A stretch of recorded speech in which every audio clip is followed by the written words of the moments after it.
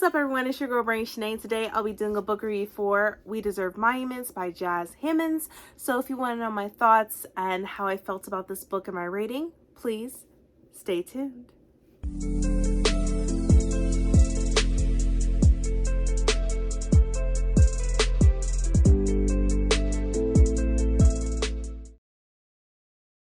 And I am back, and also if you're new to my channel, welcome. If not, welcome back. So like I said before, I want to be doing a book review for We Deserve Monuments by Hammonds. This literally came out not too long ago, maybe a few weeks ago, and I just definitely wanted to read this before the year was over. And this book is such a great read. It talks a lot about healing, about family trauma, loss. It talks about love. There's queer representation in this book as well. It talks about the disconnect between families, about hurtful history, about what's happened in the past with a certain family member.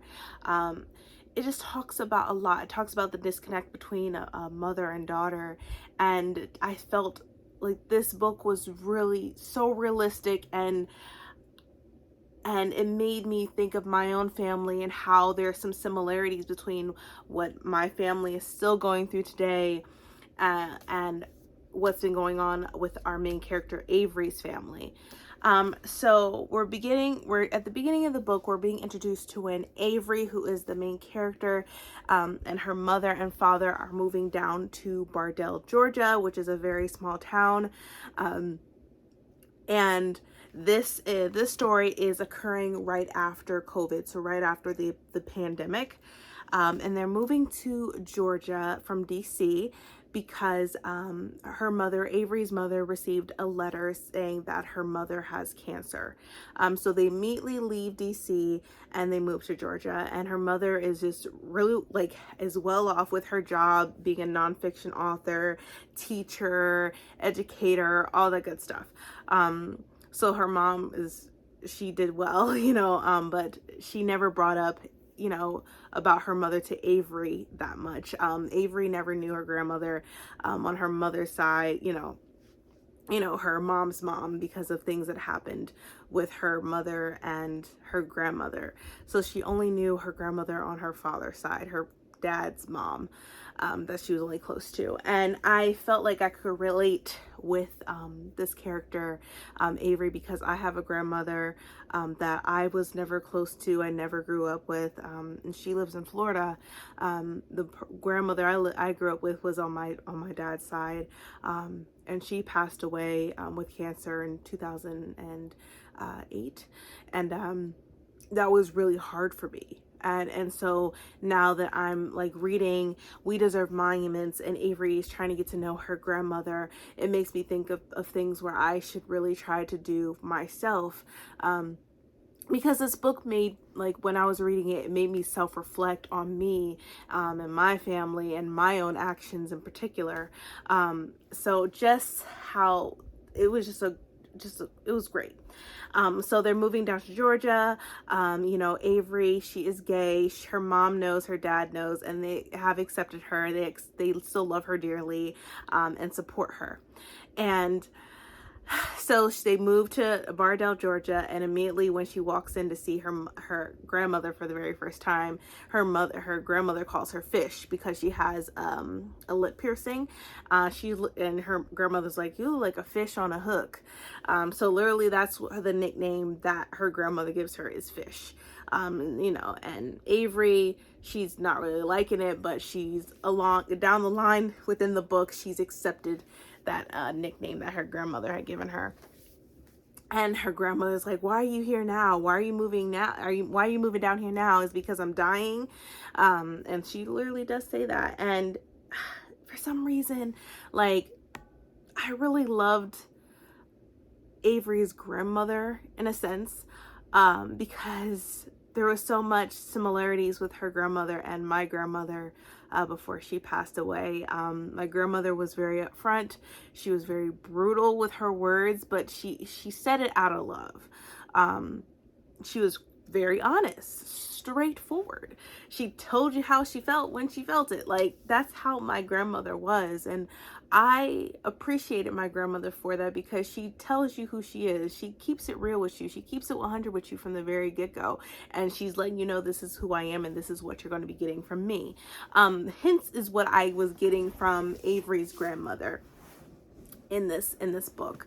And literally in this small town, people are pretty much saying that Avery's grandmother is mean, she's a terrible woman, yada yada yada. Which people have said that about my grandmother. So there's like a lot of similarities, which I was starting to like. I was liking some aspects of her grandmother, because it reminded me, she reminded me of my grandma. So they moved to Georgia, and so literally Avery, she had these plans and has these goals to get into Georgetown and stuff like that. She had a bad breakup with her friend, with her girlfriend Kelsey, in DC. So she's like, okay, I'm really starting over, but I'm still going to stick to my goals. Yes, the pandemic hit. It pushed me back with some of the things I wanted to accomplish, but my main goal is to get into Georgetown. And so as she's into the small town, she does make some friends. So we have Jade, Oliver, and then we also have Simone, and Simone and her get close, and I think they have this connection with each other because Avery's mom and Carol, which is Simone's mom's name's Carol, they had a friendship and had a connection as well, which is brought up in the book. And so, Simone and Avery hit it off, and Simone calls her DC. That's like her name since she's from DC. So we have that friendship. But the thing is, like with Jade, the other friend, she's white. And just to let you know, like, Simone is black, and then Avery is biracial. Her mom is black and her dad is white. And Jade is, like I said, another friend that Avery makes while she's in Georgia, and living down there and going to a new high school and stuff like that. And they break down her family history, as and they're known as the Olivers. They have this extravagant hotel and house, and that's when Avery's grandmother sort of breaks it down to her about who the Olivers are. And then Avery's grandmother ends up revealing more information about her grandfather, Ray, which Avery did not know. Her mom didn't even bring up her grandfather because her mother didn't even know her father herself, like, ever. And we get into that situation where Avery's grandmother breaks down why her mom never got to meet Ray, is because he died. But within that story of he died, Avery's grandmother tells her that he was taken by the police that were also members of the KKK, and he was killed, and his body was never found. And that is still occurring today, where there is some people in the police department that are still members of the KKK. That's still something that is occurring today in 2022. And so just to be mindful of that.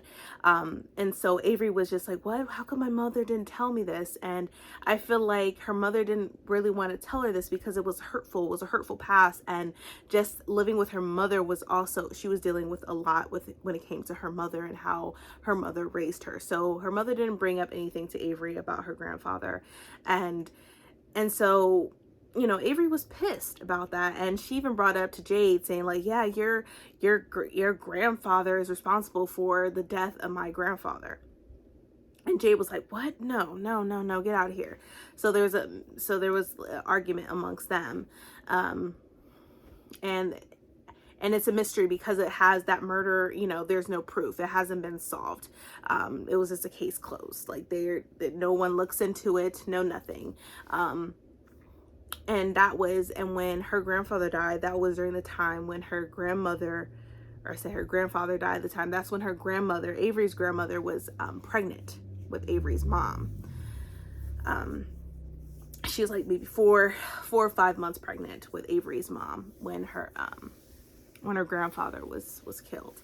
But like I said, it was never proven that it was the Olivers to begin with. But another thing about Jade is that her family is rich, and they still live in a plantation house. and are very wealthy.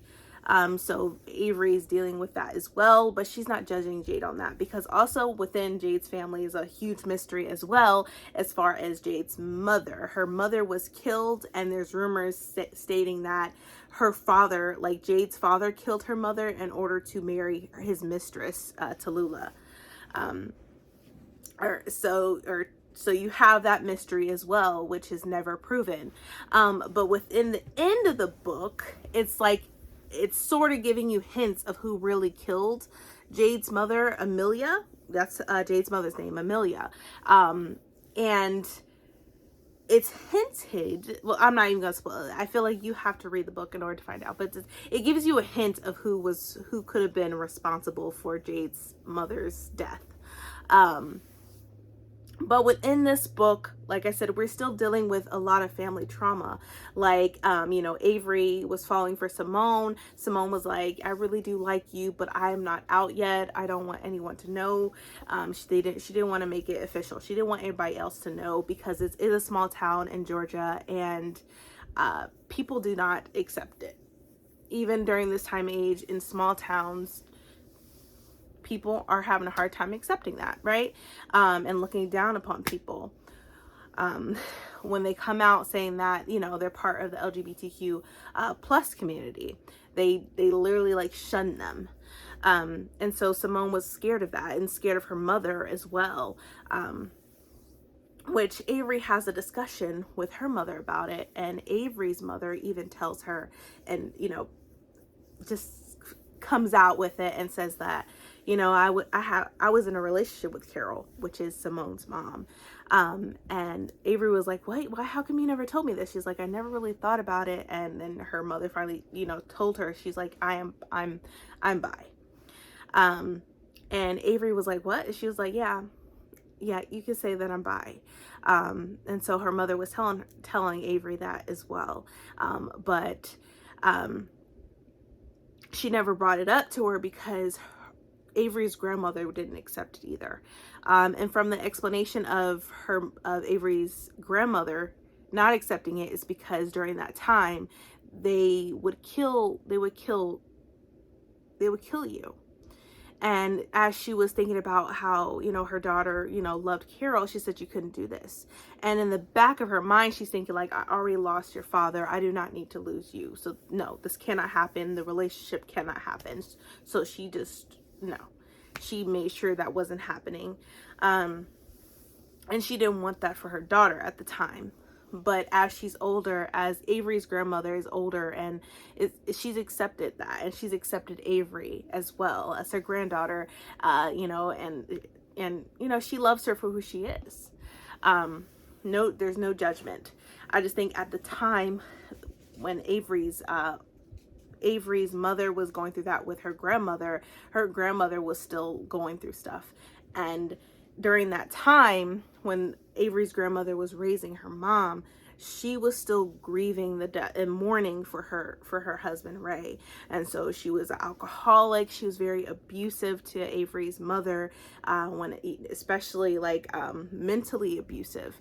And if there's a scene in this book where I marked it down, because it made me think of having similarities of my family, and how a lot of things aren't being said, and a lot of people are keeping it hush hush. They don't want to talk about it. They don't want to bring it up.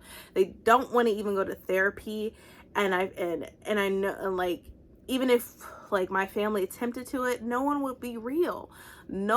Everybody would be silent, or they would just not admit to their wrongs, or admit to their actions, to what was done, or who was affected by this action.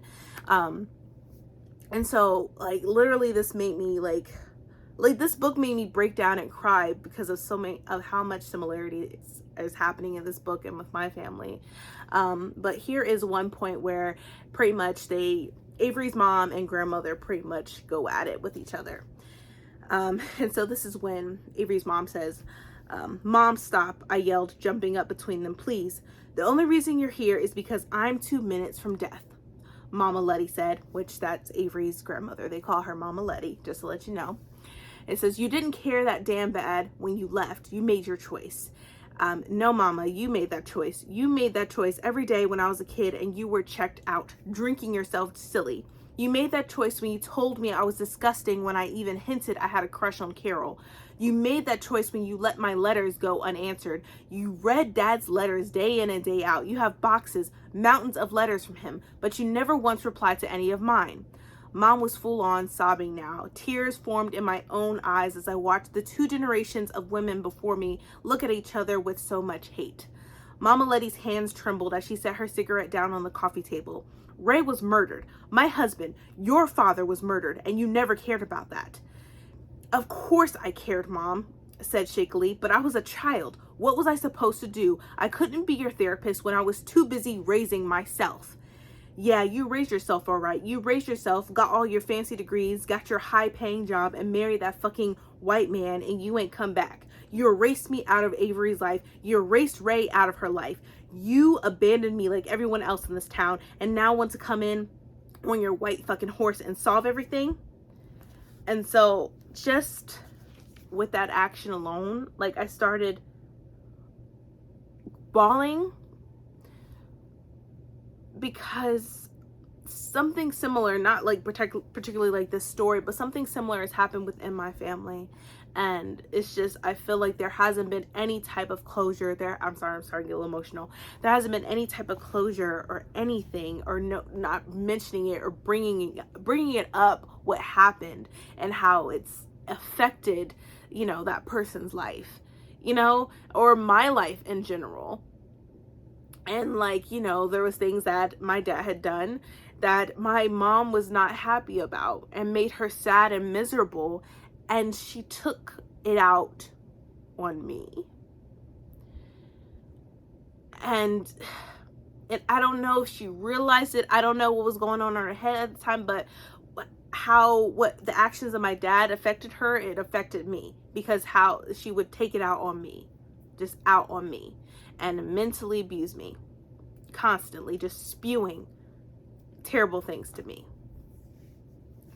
And so it's just, that scene just brought back so many memories, and it just reminds me every single day that I needed to break this cycle. Like before I even had my daughter, I told my husband, we weren't married yet, but I told my husband, my boyfriend at the time, I told him, like, we got to break the cycle. We have to. I don't want to raise my child in that way, because I know how it made me feel. And you know, there's times where I have to bring myself back and realize, like, no, I can't do that. I can't do that. I can't do that. And I have to correct myself. I have to put myself in check at times. And I feel like a lot of us, you know, sometimes we have to do that to ourselves and put ourselves in check. And so with just that scene alone, it had me in tears. And then at this scene, this little passage right here, this is on page 302, where Avery is talking to her dad now. And Avery's trying to figure out what is what. Because at this time, you know, Simone and Avery are starting to have a relationship, but then, you know, Jade found out about it and was not happy because there was this promise saying that they couldn't date friends. And Simone wasn't out yet. She didn't tell everybody yet. And so she just broke it off, the relationship that they were just beginning to have with one another. So Avery is trying to figure things out. And so she's having a discussion with her dad. It says, it's okay to feel lost sometimes, Avery. It's okay to feel like you don't have the answers. You don't need to always have the answers, but you do need to give yourself some grace. It's okay to breathe sometimes. Why does everything have to be so urgent? And then he says, you're going to run yourself ragged, Dad said, if you don't stop and look around and breathe sometimes. You can't get to know yourself if you can't sit with yourself for a while. And I thought about that. I'm thought about like self-reflecting on me, like reflecting on my actions and saying that I can't fix this, but I can fix me. I can't fix my family. I can't fix on what happened in the past, but I can fix me. I can fix me.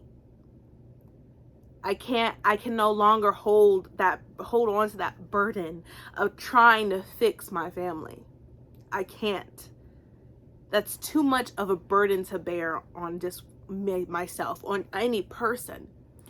And my family, they have to decide when they are ready to begin the process of healing and to begin the process of breaking the cycle and owning up to what you did, you know? And I feel like at least in some of my family, I think they are waiting for that, of someone to say, like, you know what, I did wrong. I abused you. I not only abused you, I mentally abused you, and I wasn't there for you like I should have been, because I was still going through my shit, and I didn't know I was also just putting that out on you and blaming you, even though it wasn't your fault. And you know, sometimes just hearing that from the person's mouth that hurt you, I feel like it brings some type of closure, because they want that person to admit what they did. I'm hoping one day that will happen, but if it doesn't, I'm gonna be okay, because I'm still working on me. That way I can be better for not only myself, but for my family, and to not continue on with this cycle. I'm gonna break it. So literally, sorry, but so that's how like emotional this book had got me in, and it's just, I loved it. But then we came to a point where they were starting to begin closure amongst one another and starting to heal. But like I said, you know, earlier, about Avery's grandmother had cancer. She was dying. And so they tried to spend her last moments with happy thoughts and stuff, you know, and going back on memory lane about some good memories that did happen, you know, besides the bad. So in this book, you know, Avery's grandmother does pass away. And, you know, Avery was like, I didn't really get to spend time with her. I didn't do this. I didn't do that. Which I feel like, as myself, I felt like I could have did this. Like, I could have did something different. Maybe she would have been here longer, you know. Maybe if I did something, she would still be here with me. But then again, I can't put that all on me, because I still knew that my grandmother still loved me. So, you know, it was just, like, I love this book because it helps you reflect on things in your life, and just, you know, just working on yourself. So for this one, when her grandmother dies, she does write a letter to Avery. So it says, Dear Avery, if you're reading this, I'm dead. Sorry about that. I know funerals are the worst, and I'm sorry you just had to attend mine. Last night you asked me why I never wrote your mother back. I didn't tell you at the time, but you had asked the wrong question. I always wrote your mother back. The real question is why I never sent them. If you'd asked that, I'd tell you that stamps are expensive. Did you laugh? I hope you laughed. But the real reason is that I was afraid of facing all the ugly things I've done, and I have been for a very long time. These are my journals, my life. I'd never been good with words until I fell in love with your Grandpa Ray. We spent 2 years exchanging letters, and in that time I fell in love with writing, but I never shared my words with anyone, not until now. I know we missed out on a lot. Hopefully these notebooks can fill in the gaps. I am not a perfect woman, Avery. I've done a lot of horrible, awful things. As I'm writing this, I'm not sure if it's even right to share them. I told you not everything is yours to hold, so I think this way is easiest. Read the journals if you want. Find out everything you need to know or not. I think you're grown enough to decide what's right for yourself. This is it, fish. I don't have any money to leave behind or a big fancy house. I'm sorry about that. The only thing I can give you are these words, and I'm not sure if they'll ever be enough. You are remarkable, and I'm sorry I couldn't find the strength to say those words aloud. You're so much like Ray, curious with a big heart, but that attitude of yours is all me. Thank you for taking me to the train station. Thank you for reminding me there's still some good in the world. Hug your mother for me and tell your hippie father I said thanks for passing along this message. Live, Avery. Live for me. I love you. Letty June Harding. So, this book, it brings a whole lot of issues, but it brings you in on the process of healing and the process of bringing your family together and the process of trying to make amends. And I loved everything about this book.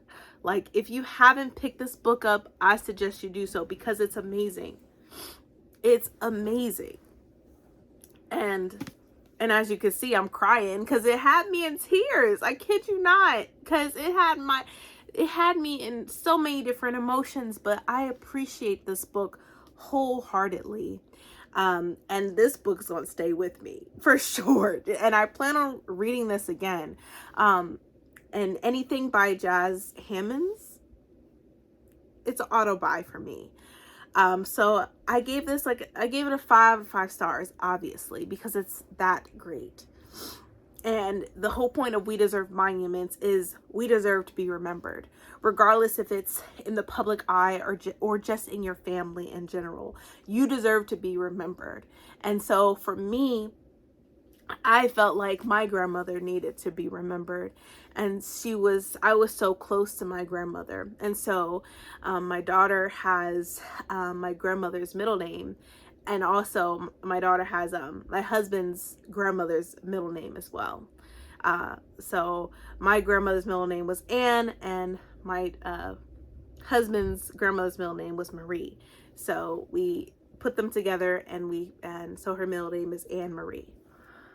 So yes, I feel like people deserve monuments, whether that is a public monument where it's in the middle of a park or whatever, or just in your family, because everyone should be remembered, because there's always good. There's always some type of good that overcomes the bad. And even if there is bad, maybe there is at least one good memory that you can hold to your heart and hold that is true to you, and how you felt about that particular person. But I really hope you pick this book up, because it deals with, like I said, a lot. It deals with family and trauma, deals with relationships and confronting the issues that you've had within your families, and maybe thinking about therapy if your family is open to therapy, or if your family isn't open to therapy, but you can do that, because like I said, you can't fix your family, but you can fix yourself and try to help yourself. But I really hope you pick this book up. This book is already out, so definitely go ahead and get your copy. But I really hope you enjoyed this book review. If you did, please, please, please give me a thumbs up. Also, hit that subscribe button and that bell to be notified when I upload more videos in the future. But thank you so much for watching, everyone. And please stay healthy and stay safe. See ya.